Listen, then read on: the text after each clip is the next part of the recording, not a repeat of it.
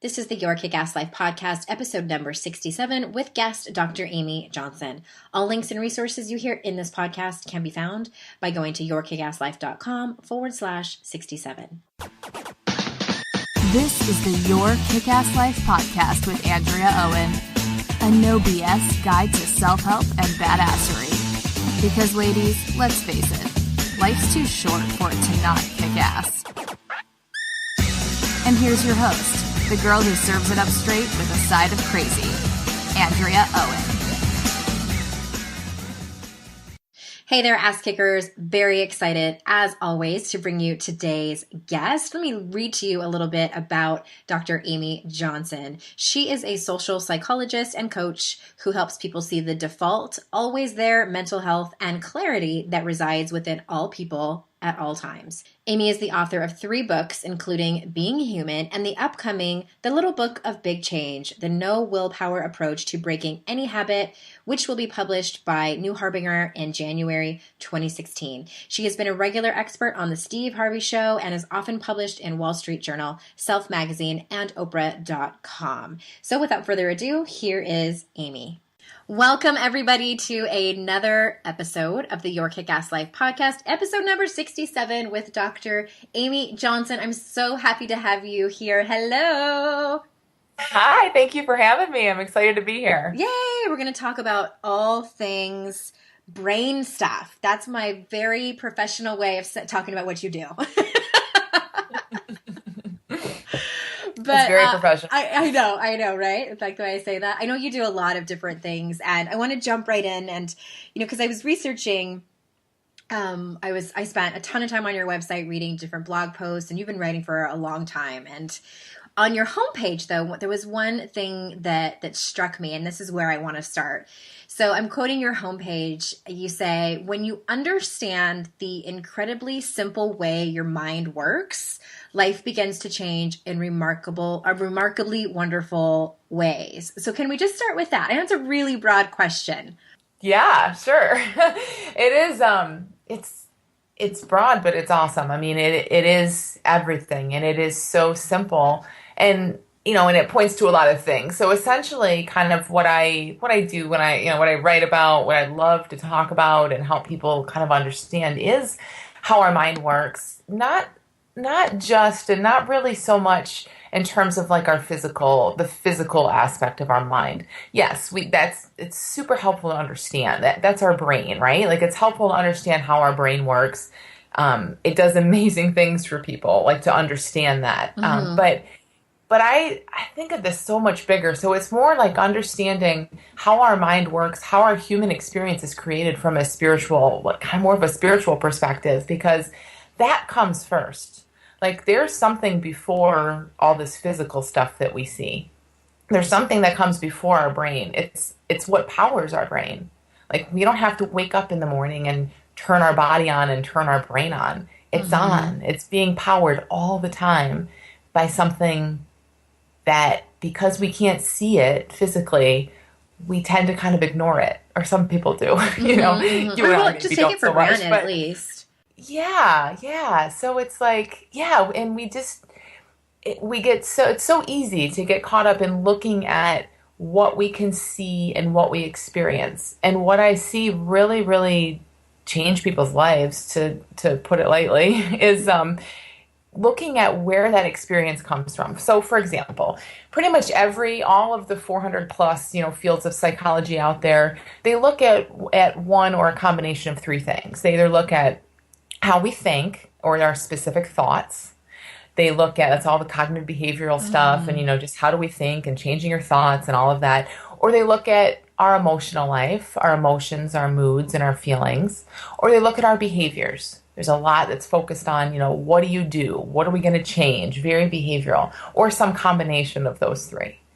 And they're wonderful, but they're all after the fact. What is so fascinating to me is looking at, like, what comes before that? What makes way for all of that manifest stuff, thought, emotion, behavior, to kind of come through us? And I think what that is that bigger kind of spiritual energy that what we are. It is our true nature. It is what we really are. And it is, when you look beyond, when you take, everyone on the planet and you look beyond their thought at this very moment, you look beyond their mood, what mood they happen to be in this very moment, or their behavior and what they're doing, and you kind of go a layer deeper than all of that superficial stuff.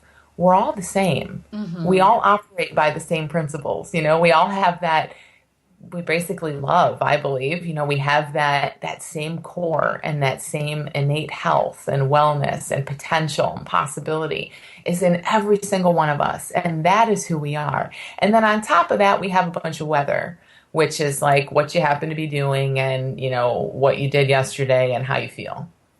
And family of origin stuff and all that. And labels, exactly. Where you come from and what you do for a living and your labels and all of that stuff. It's wonderfully human stuff. It's fun to look at that stuff and it's interesting and all of that. But just in the bigger picture, it's so superficial compared to looking at where we're all alike. Mm-hmm. So we tend to focus on how we're unique and different, which again has its time and place. That's great. But it's really fascinating to look at where this experience comes from. And what I see with people, is when we kind of aren't staring at what's already happened, which is what we just did or how we just felt or what we just thought. When we aren't looking at that, you're looking towards something that's really expansive.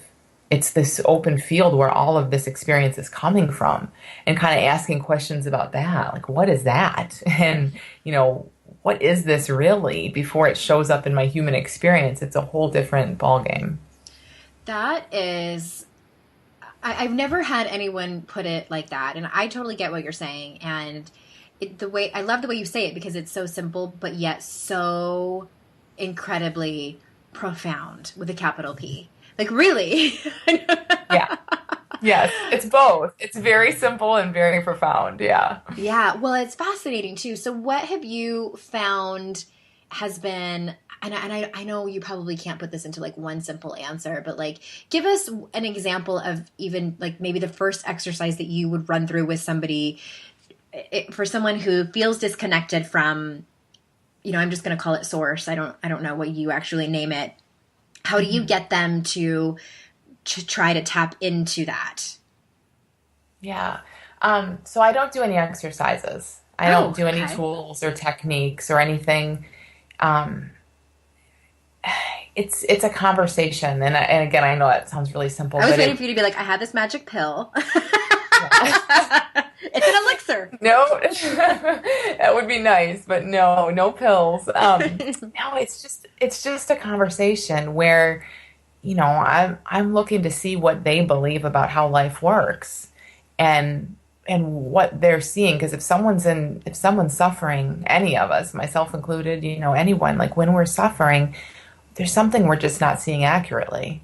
That's what our suffering tells us. Our brain, our biased mind, is putting a spin on things. We aren't seeing things accurately, because I think if we saw life accurately, we would be in bliss. Mm-hmm. Now, that doesn't mean you should be in bliss. Like, if you're listening, don't hear that there's a problem with you, because you aren't. You are a human being with a brain and with a thinking mind, and we take our thinking as truth. We mistake our thinking as the way things are. And so we go in and out of emotions all the time, so I don't believe we're designed to always be in bliss, because we're human. We're designed to feel all kinds of stuff, but it's a bit of a paradox maybe, but beyond that human piece of us, it's completely possible that, when we aren't caught up in our own thinking, we do see the beauty and the love all over the place in everything.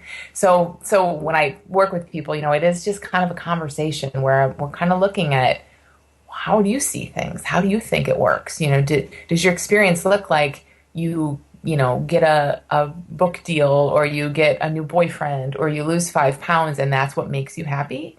Or does it look like something else is at cause, because how come every time you get a new boyfriend, you're not just as happy? It's like looking at like, wait a minute, it can't be coming from out there, can it? It has to be coming from within us and how we see things. So yeah, I don't really do anything more formal than that, but it really is a series of really amazingly deep and great conversations that help people just start to get a feel for how our experience works.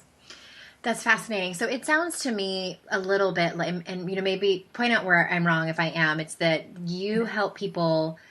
Part of it is that you have a conversation with people and find out what are the stories and beliefs that their brains are making up about everything, about their past, about the possible future, about the situation that just happened, about themselves, about everything, correct? It is, although it's interesting because I don't really think that we don't go into the content of those stories too much. It's more about the understanding. So certainly, you talk with someone and you see, oh no, I'm dumb because I did bad in first grade and therefore this is just who I am. Like, we're going to look at that. If someone's carrying that around with them for 30 years, we're going to look at that. But it's less about, okay, let's look at all the ways that you're not dumb. Let's disprove your story. Let's challenge that. It's not that so much as like looking more at, the fact that every single human on earth operates in the same way. We have thought that we think is true, and we forget we made it up. We forget how completely false and subjective and arbitrary our own thinking is. And so it's what you said is right, but it's, I just wanted to say, like, it's a little more about the process. That's what I mean about how our mind works, how the human experience works. Is that we all make up these stories. And when you get that everyone makes up stories, what your particular story is doesn't really matter so much. Yeah, it's true. It is true. And it's funny, like I recently, well, maybe not even so recently, like maybe the last couple years or so, when I start to say something about something that I've really made up, I change my language and I say that. This is especially helpful, y'all, when you're talking to your partners. And like if I'm about to blame or say something that I don't know is true or not, I'll say like, well, I'm making up, and this is kind of like a therapy thing, quote unquote psychobabble, but I think it can be hugely powerful. And I even say it when I'm talking to a coaching client, like, okay, I'm over here making up that, and then you answer or finish that sentence by saying, what do you think about that? I just think it can be even a powerful conversation piece. Yeah. No, I think it's huge. I mean, just to put that in front of it, it totally changes it because, and half the time probably when you're saying that, you still kind of believe it. Like there's that part of you that wants to hold on to it. You're like, well, I'm right. I'm making this up, but this is right. Right. Like that's how it's with my partner anyway, but yeah, it's like and that's exactly it. It's like when we can just start to get suspicious of our own stuff, especially like anything that is limiting or that hurts. Like, how can that be true? It can't be objectively true. I just don't see how it can be. And so, when we start to just get suspicious of ourselves like that, it changes everything. I love that. I just finished reading Brene Brown's newest book, Rising Strong, and in it she talks about the importance of curiosity within our emotions, which is kind of off topic, but kind of related. And curiosity can be so hugely powerful. I know you use the word suspicious, but I think it's both. And even just getting curious about our own stories and our own beliefs and our own, because I talk a lot about the inner critic and just simply, the voice in our head, and inner critics don't like curiosity. They like to state fact, like I sometimes I use the joke as sometimes like that voice in your head is like a really good but bad attorney, that's trying to gain evidence and be like, see why you're such a screw up, see why you can't do it, see why you can't keep the weight off. But they don't like curiosity. So keep that in mind, listeners. Yeah. And they will get louder in the face of curiosity, and more demanding. And that's just such a nice thing to know, because then you're just kind of onto it. You know what that is. Right. And I like that curiosity is neutral. It's not like, okay, I want you to go out and completely change your beliefs. Because no, we're too smart for that. Our brains don't like it. So I love that, being suspicious and being curious. Awesome. And it's kind of like, I'm sorry, ahead, just please. one quick thing I wanted to say about that. Like, it's, it's not, it's almost like when I hear people talk about like, oh, go change all your beliefs and stuff, or like, let's challenge that thought and stuff. I mean, not that can't sometimes be helpful, but it's just always struck me as like, it's such an exercise. It's like taking logic, we're just not logical in that way all the time. And it's at the level of intellect and concepts and things like that. And we're going to like fight this against that, this concept against that concept. And truly what I think it is like when you're just curious and you just let go and you say, I don't know how, I don't know, but there's something here to be curious about. There's something much wiser than your brain and much wiser than your inner critic, a voice that's just going to show you, so we don't need to get in there and figure it out and take it to task and prove things, it's like, just let go and you will see more clearly by letting go. Yeah. Speaking of letting go, you wrote a post over the summer called, it was based on the book, The Surrender Experiment by Michael Singer. And I can't wait to read this book. I just read about it on your blog, and you did like this whole kind of experiment with your audience. And I want to read just a quick quote from your blog post where you're talking about his experience in this book. And you said, he realized that his personal preferences led him to fight against life rather than flow with it. So he attempted to set those aside and assume that something far wiser than him knew what to do. So, end quote. We, and I say we because myself and a lot of my listeners, if not all of them, really struggle with surrendering.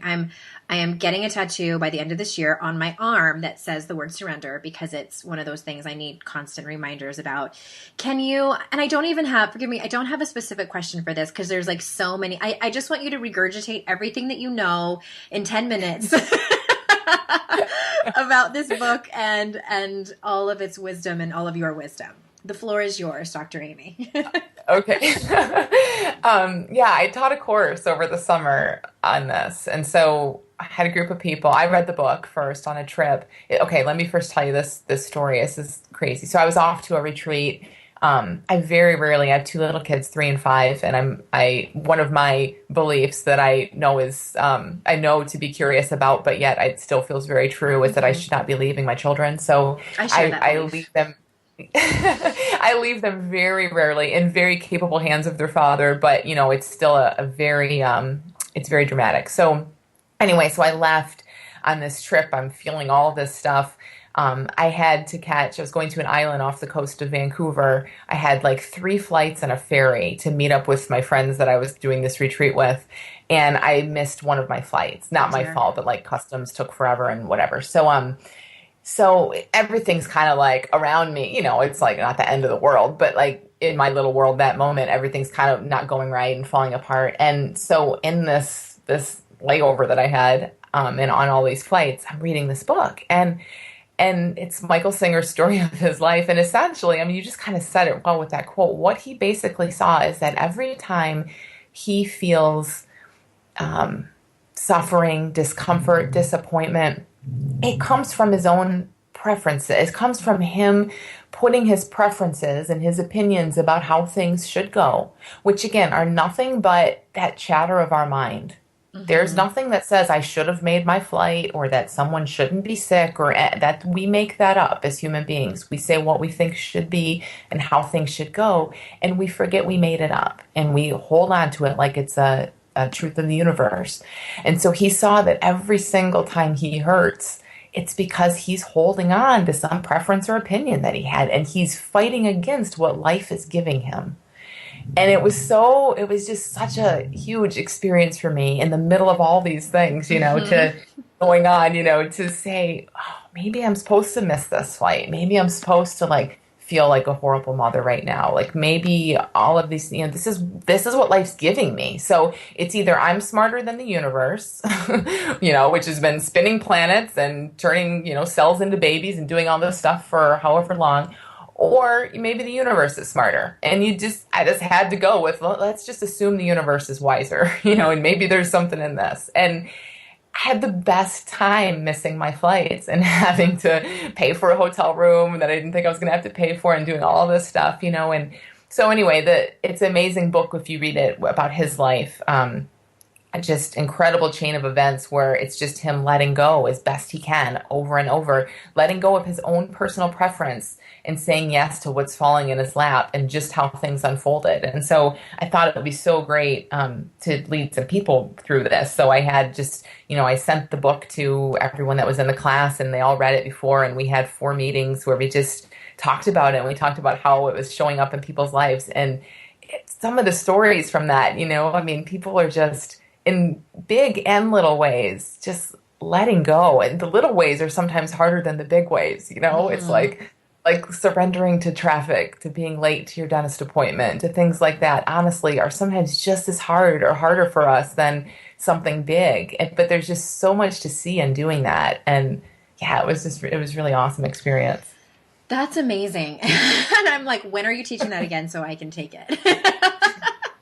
I highly recommend the book. You'll love it. And it's a story. It's a memoir. Sure. So it's really fun to read. Oh my gosh. And I have not ever met anyone that I think we're just human and that's part of, being human, as you say, and wrote a book about, and just the issue of control. And it's interesting. Yeah. I'm working on a solo podcast episode coming up next month where I talk about my addiction story. And one of my pretty fierce addictions was codependency. And if anyone knows anything about it or has struggled with it themselves, control is a big part of that. And, I was reading through the godmother of codependency, Melody Beattie's book, Codependent No More, which I also highly recommend if someone thinks that they're struggling with it. And I was reading back, and it's funny because I have this book, and when I first got it, when I was 26, maybe, a coworker handed it to me, and I thank her for that. I was insulted at first. But yeah, that's not what you want the cubicle next to you to pushed over on your desk. You need this. And I had highlighted, when I first was reading it. And so it was really interesting. It was almost like going back and reading a journal to look back and see where I had highlighted. And then I had put stars by some of them and multiple stars by some of them. And some of them for me were, being obsessed with other people's behaviors to the point of making yourself ill and, trying to change someone. And I mean, that's a severe case on the spectrum of, quote unquote control, and the opposite is surrendering.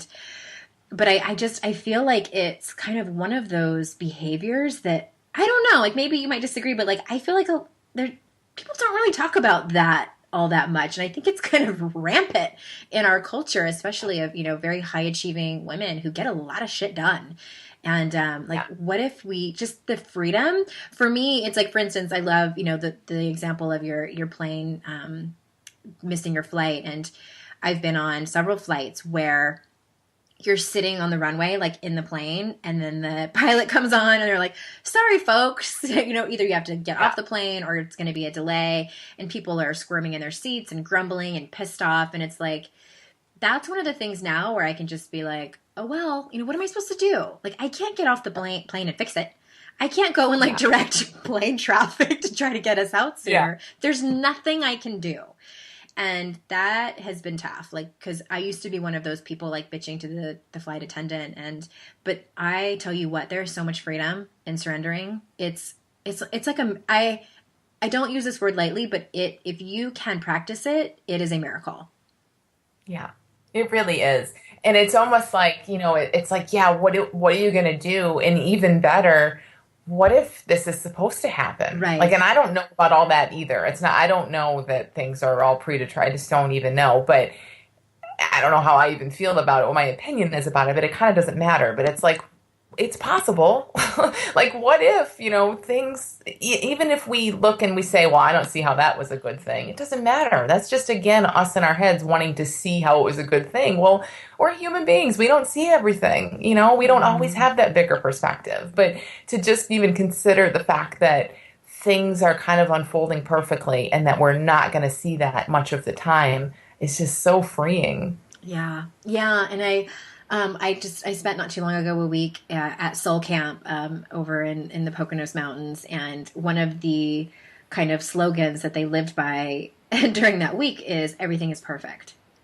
And I was at first I was like, but that's actually not true. But then, it's like, it rained one day and the technology wasn't working for one of the things that they wanted to do. And, and it's just, and it really is. And it's like, I just kind of like, I adopted that. And it's just like, it just is like, even the struggling, like, I don't necessarily have to love it and be like, this is awesome that I have to go and completely redo my son's IEP at school. Like, it's not, but it's just, it's perfect for us. And it is what it is. Like, it really sounds kind of like simple and woo-woo, but it is.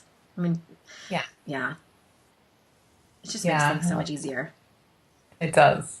Yeah. Okay. Well, I'm going to go run out and read that book. Thank you. Yeah. Another blog post that I love that you wrote, and the title of it alone, you guys, like, go, and again, all the links to Amy's blog posts and to her books are at yourkickasslife.com/67. You can see the show notes and these blog posts that I'm referring to. And you wrote a post called "That Thing Your Mom Always Said About You." It wasn't actually about you, and I think it's such a great post, I felt like, because I don't know if I have had a client yet who hasn't had some issue. Most of the time it's their mother, where their mother said something that is, I know my mom did, and, she has since made amends for it, but still, it's kind of like, it still stings.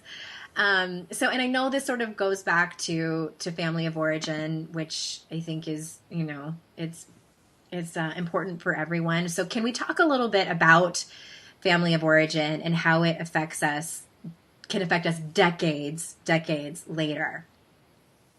Yeah. I mean, family of origin or friend at school or whatever, like certainly family can get to us in a way that other people can't, because we love them more than most people on earth. And so we just take what they say more seriously, especially a parent too. I think we're somehow wired to just believe what they tell us. It keeps us alive in the early days. So we tend to take that a little more seriously, but it's all the same in the end, where it comes from or whatever. What it really is just that we hear something and we don't hear what's said. We hear what we think. We hear our own thinking. And, so your mom or anyone from a bad state of mind when she's having a bad day and she's stressed out can say, "Oh, Andrew, you really shouldn't wear pants like that. They don't work on you." Something, I'm just making this up. And that can stick with you. And she said what she said. She's in a bad mood. Maybe she's feeling bad about her own self. Who knows? Maybe it had nothing at all to do with you, but it's her seeing things the way that her arbitrary and very biased thoughts kind of flash through her head in that very moment, But what happens is we hear something and we don't really hear it. We hear what's in our own head and what it means and all the layers and layers of stuff, and we just walk around life with it and we just treat it as if it's true. So it's almost like, I think it's an older blog post, but I think it was inspired by, and I've had this since then, a client or someone saying like, I see that maybe my mom was just in a bad place that day, or maybe that's just how she sees it. Not everyone will see me this way. And that's kind of like the silver lining approach. Yes, this is somewhat true. This is a bad thing, but I can have a good spin on it. And it's not that at all. It goes so much bigger than that.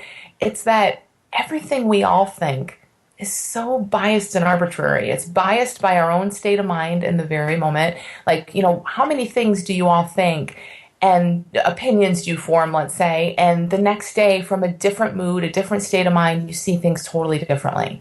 We just need to be more curious about our own thinking and see that all of our thinking is coming through us from that spiritual energy, from that source, and that when it hits our brain, which is just a machine, a very, very subjective bias machine, it gets spit out with all kinds of meaning and agenda and all kinds of garbage in there that doesn't really belong to it, So we just have this way of taking things so seriously and living into them, and I think it's so great to get a glimpse of how that works and just how meaningless by nature, inherently meaningless and arbitrary so much of this stuff is. All of it is, in a sense, that just seeing that frees you from it.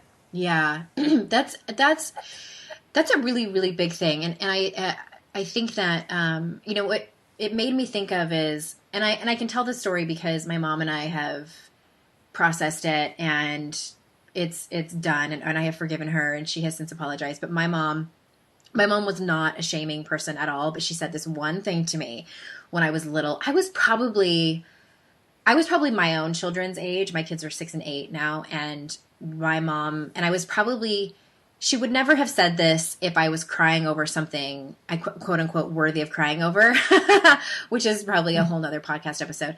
But like not getting something that I wanted or something like that. And she said, I was crying, and she said to me, "Go look in the mirror and look at how ugly you look when you cry." And which is pretty shaming. And again, like the only shaming thing she ever said to me as a child, well, actually ever in my life. And I bring that up because what I made up in that moment, like in my head, not even consciously, but like looking back and like realizing like why it stuck with me for decades and why, it's like I made up all these stories. So I made up that I should not be crying at all. Like it just wasn't okay to cry at all. I also made up that it was definitely not okay to cry in front of other people.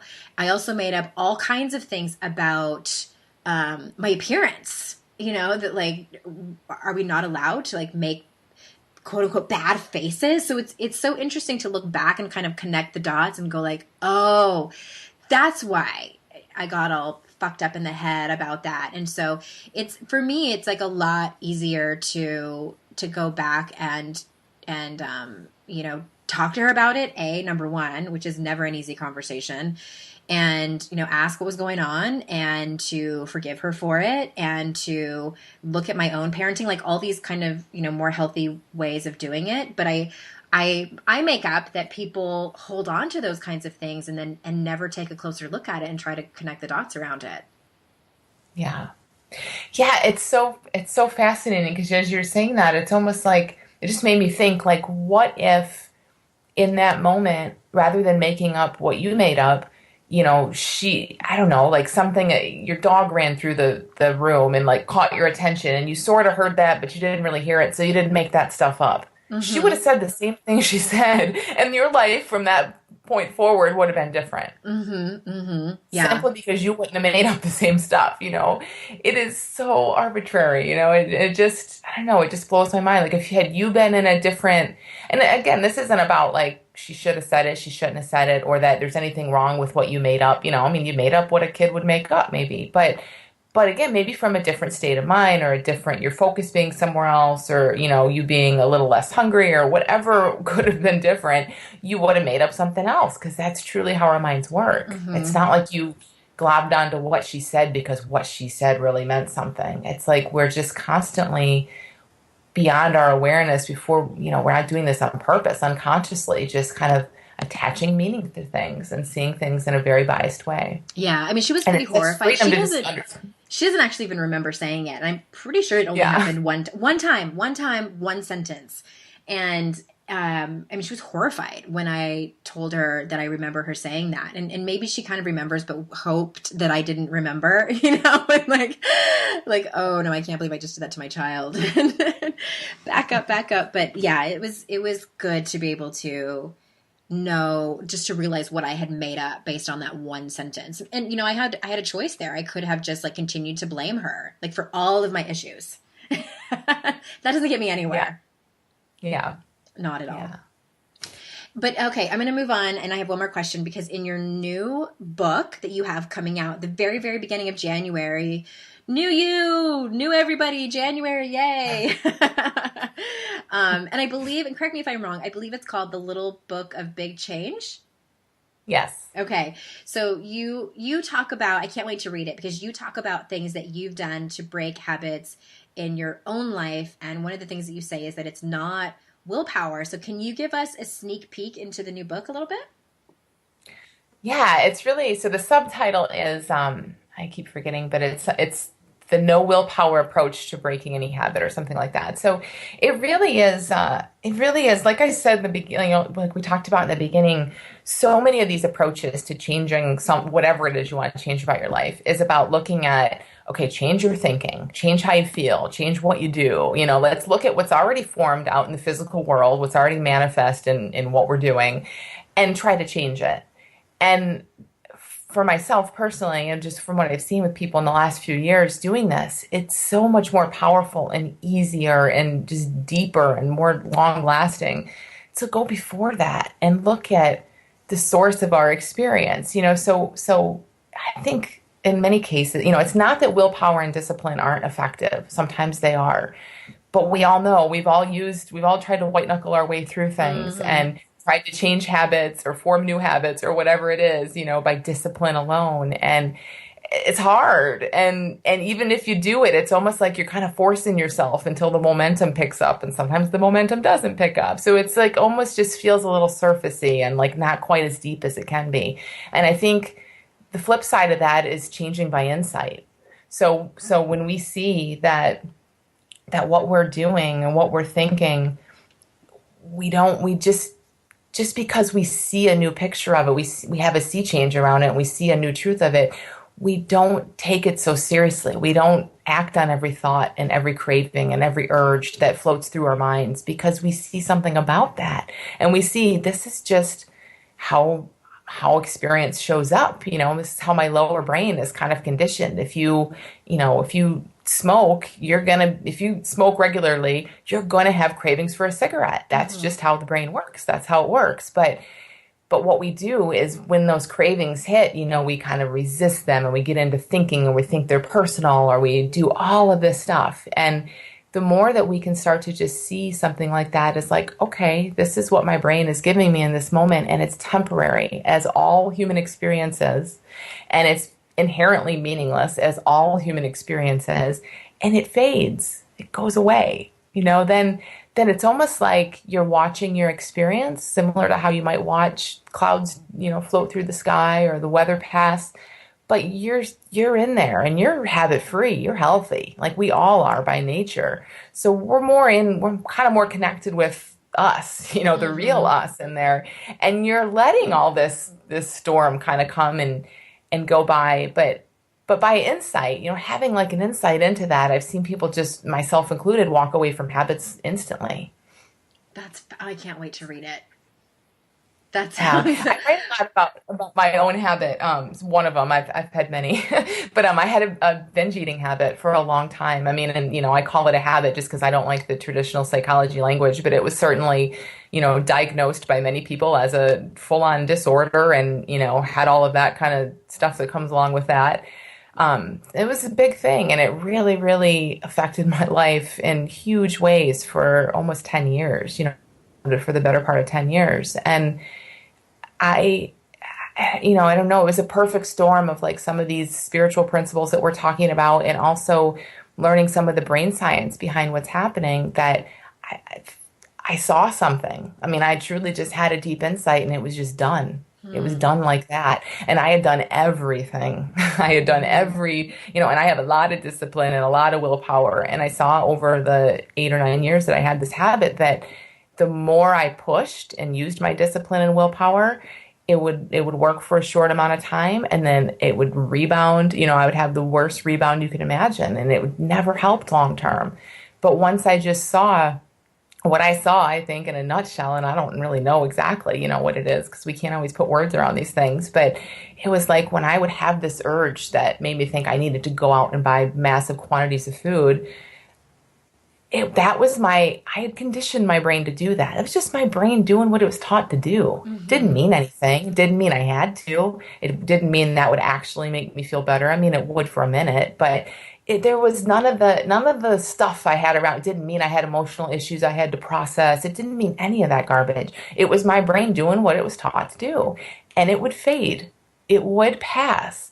And the more I just saw, oh my gosh, like this isn't making me do anything. It's just a bad feeling. I've lived through tons of bad feelings in my life. I can live through more bad feelings. Like, this is no big deal. So it just gave me this safety and this ability to kind of like let that come and, oh, I see you. I know what you are. Kind of like, we said about the inner critic, like anyone does with any of this, like, yep, I know what you are and I'm not taking you seriously. And it came and went. And your brain changes when you stop acting on, stop strengthening those cravings and reinforcing them, and they just kind of stop coming around. Oh my gosh, I wish it was coming out sooner, because I'm sure that there's people listening who are like, I need to read that, because there's a lot of people out there that suffer from those same struggles. So thank you so much for writing it. I'm very excited for it to come out. You said January 2nd, correct? 2016? Yes. Okay, everyone. Yep. So if you go to yourkickasslife.com/67, there will be the links to that. But why don't you go ahead and let everyone know the best way to read more about you and get to know you better and follow every word you've ever written? Oh, geez. I don't know. So my website is dramyjohnson.com. It's just dramyjohnson.com. You can sign up there. I have, some free interviews and stuff, if you sign up, and I write a new article every Thursday.